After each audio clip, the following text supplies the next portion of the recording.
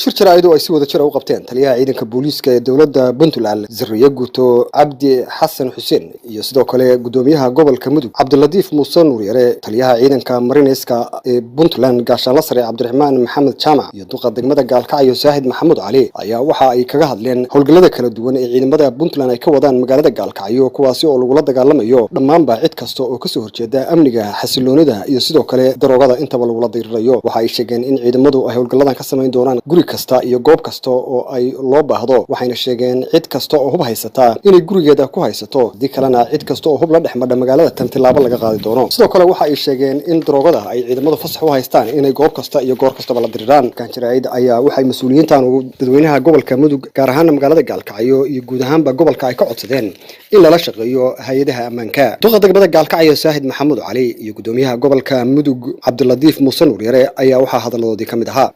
operation-kan magaalada laga wado waxay reer Gaalkacyo muddo u baahnayeen oo in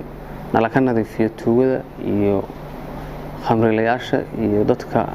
caadaystay inay falal ka geystaan argagixisada intaba waxaan kula dardaarmayaa dadweynaha reer Gaalkacyo sidii aan horeyba ugu sheegay haddana aan u sheegayna inay la shaqeeyaan ciidamada amniga sugaya oo amnigooda sugaya una shaqeynaya ayaga una taagan in ay u saamaxdo qof walba inuu xurriyad ku socdo waxaan ka rabnaa dadka shacabka ah ee degmada degan ee magaalada ku nool in ay fududeeyaan hawlaha ciidanku ay qabsanayaan waxaa la rabaa xogta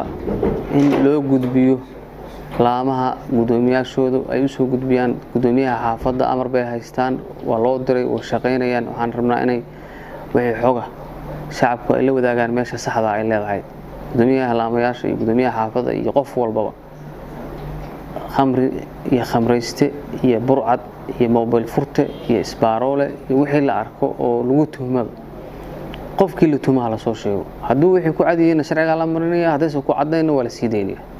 ciidanka lala shaqeeyo xogtana hala keeno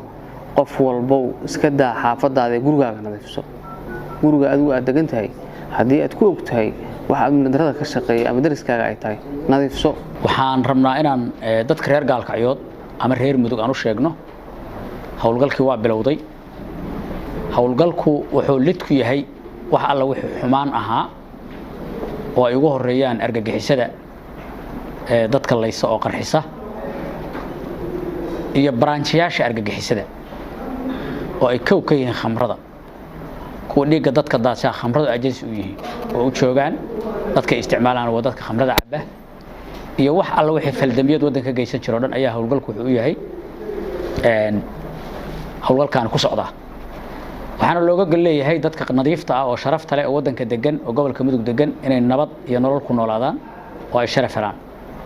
oo ay si xasiloon u joogaan waxaan aad ugu mahadcelinayaa oo runtii aanan maantay doorka uu noo galay aan reer Mudug ilaawi doonin madaxweynaha dowladda Puntland Mudane Saciid Cabdullaahi Deni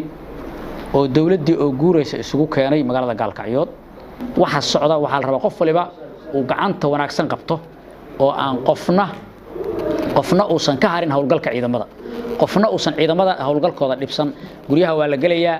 howlgalku intaan waa ka balaaranaya taliyaha ciidanka badda ee dowladda Puntland gaashaanle sare Cabdiraxmaan Maxamed Jaamac ayaa asaguna waxa uu fariin u diray dadweynaha magaalada Gaalkacyo ciidamada guud dhammaan waxay diyaar u yihiin inay magaalada xasiloonideeda ka qayb qaataan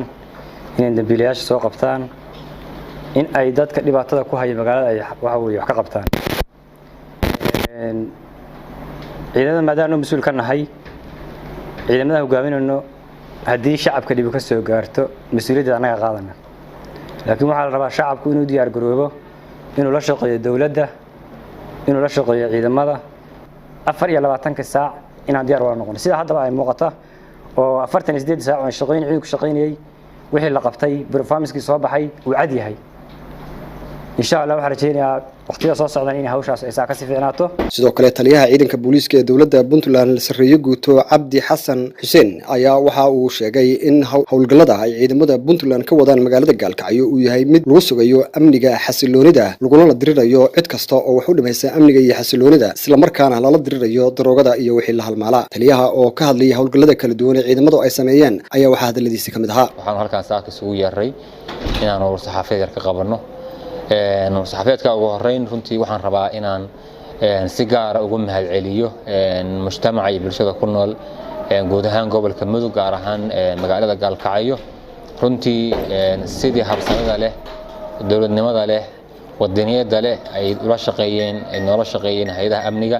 ay uga qayb qaateen xasiloonida iyo amniga magaalada iyo gobolka guud ahaan ay u soo dhaweeyeen dawladda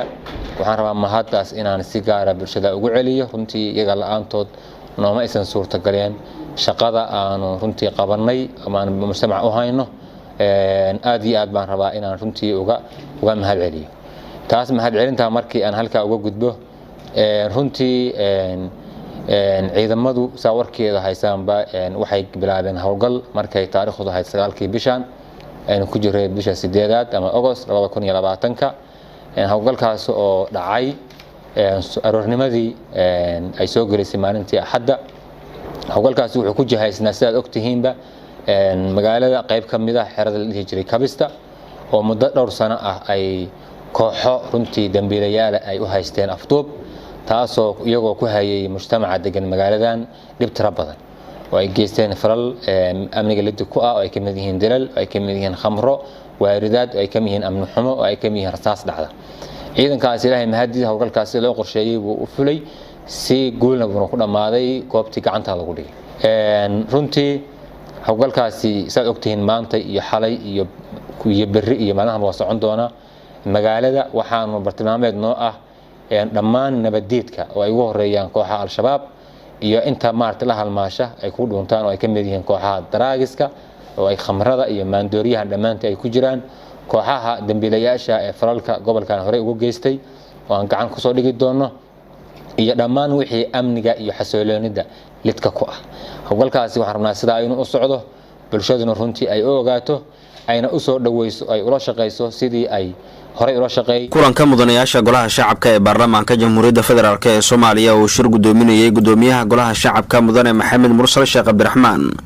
waxay ugu horeen xildhibaanada akhrinta saddexaad marsiiyeen hindisa sharciyeedka qaranada Soomaaliyeed waxaana golaha u faahfaahiyay xildhibaan Cali Yuusuf Cismaan Cali Ganey oo ah gudoomiye ku-xigeenka guddiga uu qaaftay iyo arrimaha diinta ee golaha shacabka sharciga qaranada guddigana ay aad uga soo shaqeeyeen runtii iyagoo la tashaday qaranada Soomaaliyeed iyo cid kasta ee aqoon u leh sharcigan runtii anagu wax ka bedel saas kuma soo sameyn waxaan ku soo darnay fikradihii golaha shacabka akhrintii labaad dooday galeen waxay inta badan waa soo qaadanay oo ku darnay insha Allah hadii Ilaahay yiraahdo waxaan rabnaa marka maanta in aad u codeysaan hadii Ilaahay yiraahdo qaar ka mid ah mudanayaasha golaha shacabka ayaa ka hadlay qodobada hindis sharciyeedkan ku jira qareenka hadduu tuug yahay oo uu soo qaato shaqadaas inuu ku qabsado gacan ku siiyo ku qabsi ku qadimaysi inuu ku adkaado uu rabo ay ku cadaato oo laga xukumo waxaan qabaa aniga in loo hiiliyo masaakiinta maanta ku cadiban dadka banaanka joogo oo inta badan aad moodaan in dhibaato badan ay ka raacayso oon barkhaati ka ahayn hadda dhacday aniga dhowr arrimood oo noocaas oo kaleeta ah oon goobjoog ka ahaa waxaan qabaa qareenkaas in tilaabada laga qaada ay noqoto maaha in oral la siiyo ama digniin la siiyo maaha in la xiro waayo waa sax 6 bilood oo ugu dambaysa marka qareenku uu joogo waxa kaliya uu ka doodi karaa maxkamadda gobolka ee qaybta ciqaabda fudud oo 10 sano iyo wixii ka yar ah in meeshaas la raaciyo because maxkamadda ciidamada qalabka sida waxa looga reebay inay tahay ciqaab culus inay leedahay lawyer-ka laga guuleystay kan guuleystay wixii ka baxay inuu bixiyo lawyer-kii kale iyo qofka uu qabsaday adduunkana waa ka meel kasta waa ka jirtaa laakiin lawyer-ka waa la xiraa ma aha laakiin lawyer-kaas haddii laga guuleysto waa inuu bixiyaa wax alla wixii ninkaas qarashka ka baxay ama qofka ka doodayay wax qaladka uu lawyer-ka ugu ahaa waa in lagu qaadaa qodobkaas lagu daraa lawyer-kaasi wixii lagu qaadi doono laakiin waa la xiraa ma aha laakiin qarashaa baxayo lawyer kasta wuxuu kugu difaacaa asagoo og inaad qaldan tahay waa kugu difaaci karaa laakiin maalinta laga guuleysto waxaa la rabaa lawyer-kaas in lagu ganaaxo wax alla ninkaas qarashka ka baxay inuu asaga bixiyaa gudoomiyaha golaha shacabka Maxamed Mursal Sheekh Cabdiraxmaan ayaa xildhibaanada la wadaagay habka loo marayo wax ka bedelka hindis sharciyeedka qaranada Soomaaliyeed haddii xildhibaanadu ay u baahdaan qodobka 9aad xeer hoosaadka faqradda 2 wuxuu idin ogolaanayaa haddii aad rabtaan in wax laga bedelo 10 xildhibaan ayaa qoraal u soo gudbin karta guddoonka baarlamaanka markaas kadibna waa loo codayn doonaa haddii la bedelayo haddii kala bislaasoo noqonaa. sidoo kale mudanayaasha golaha shacabka ayaa guddiga hirgelinta iyo dib u eegista dastuurka ee baarlamaanka labadiisa aqal ka dhageystay warbixin la xiriirta howlaha dib u eegista dastuurka. waxaan soo jeedinaynaa ka guddi ahaan laba midkood in la qaato taladeedu. annaga shaqadii waa naga soo dhammaatay heerihii labadii guddi oo guddigii la socodka ee dastuurka baarlamaanka dalka Soomaaliya iyo guddiga madaxa bannaan shaqooyinkii looga baahnaa annaga waa naga soo idlaatay guddoonkan ku wareejinay laba midkood baa golaha u furan hadda iyo baarlamaanka dalka Soomaaliya. midka koowaad wuxuu yahay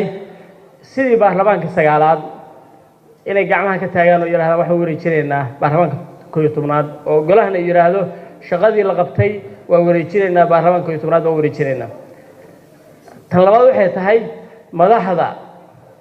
guddoonka iyo madaxda heer federaal in laga gaaro arrin heshiis laga gaaro arrimahan hadda jira dastuurka sida loogu mashquulsan yahay doorashooyinka waxaa looga baahan yahay sidoo kale madaxda qaranka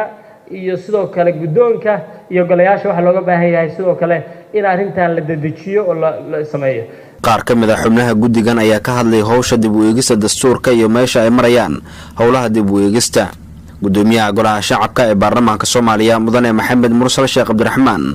oo kulanka soo xiray ayaa guddiga uga mahadceliyay sida ay mudanayaasha golaha shacabku la wadaageen warbixinta la xiriirta howlaha dib u eegista dastuurka. waxaan rabnaa waxaan ugu talagalnay in guddiga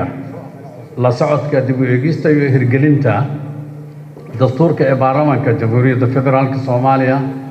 hawshii ay soo qabteen meel ay marayso inay idinla socodsiiyaan oo xildhibaanada ay la socodsiiyaan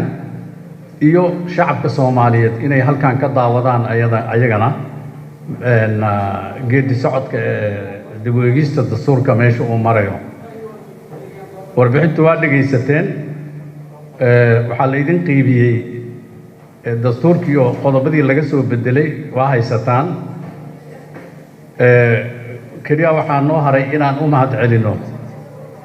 guddiga isku dhafka ee baarlamaanka ee hawshan ka soo shaqeeyay iyo guddiga madax bannaan ee guddiga madax bannaan ee dastuurka asagana iyo cid kasta oo ka qayb qaadatay dib u eegista dastuurka oo kala shaqeysay. marka kulanka annaga maanta meeshaas ku xiran yahay. Wassalaamu calaykum waraxmatullahi.